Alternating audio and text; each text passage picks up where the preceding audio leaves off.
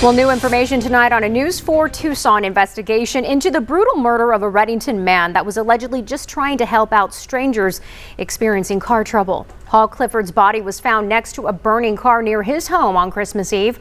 A week later, the Pima County Sheriff's Department arrested 3 suspects, including a 16-year-old girl, all now facing first-degree murder charges. News 4 Tucson's chief investigative reporter Corus Nylander has learned that the prosecutors met with Clifford's family, and that meeting has them outraged tonight. He joins us live outside the Pima County Attorney's Office with more. Corus. Angelique, Paul Clifford's family knows that nothing's going to bring him back, but they've been putting all of their hopes on the county attorney's office here behind me getting swift justice against his accused killers. They had a meeting with the prosecutors on this case. They left that meeting with those hopes fading. They made my skin crawl.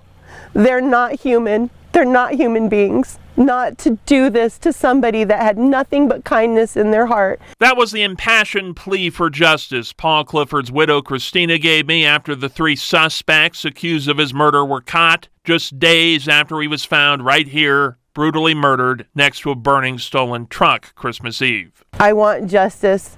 I need justice for Paul. Jack Upchurch, Elmer Smith, and 16-year-old Wendy Scott are all facing first-degree murder and other charges. Christina and her daughter Sabrina Vining met last week with prosecutors handling the case. I came away feeling really disappointed.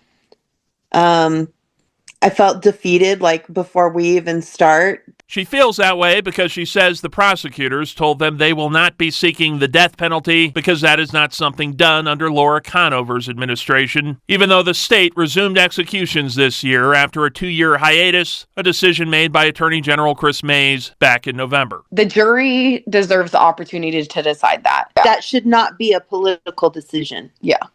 If it's a political decision, then we should all vote on it. Yes. In a statement to the News 4 Tucson investigators, Conover says in part, quote, the rules prohibit further comment on a pending case. However, generally speaking, it is the policy at PCAO to consider taking action on particularly egregious cases where there is evidence presented of an ongoing threat of harm to secure a kind of death sentence, a sentence to prison for life and to die within the Department of Corrections. That's what they fed us, was that, well, we don't technically go for death penalty. What we go for is that they serve life here. So that's a death sentence. And it's like, no, it's not. No, it's not. If it is, then why can't you go for a death sentence? If all things shake out to be that way in the end, why are you getting hung up on specifics? Because they are different and there is a difference.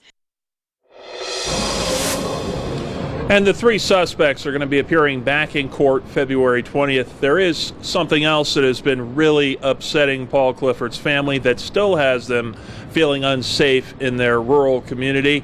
We're going to have more on that, break it all down for you in a special News 4 Tucson investigation tonight at 10 o'clock.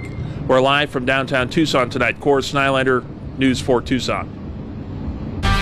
Corus, thank you. And you can read Laura Conover's full statement on our website at KVOA.com.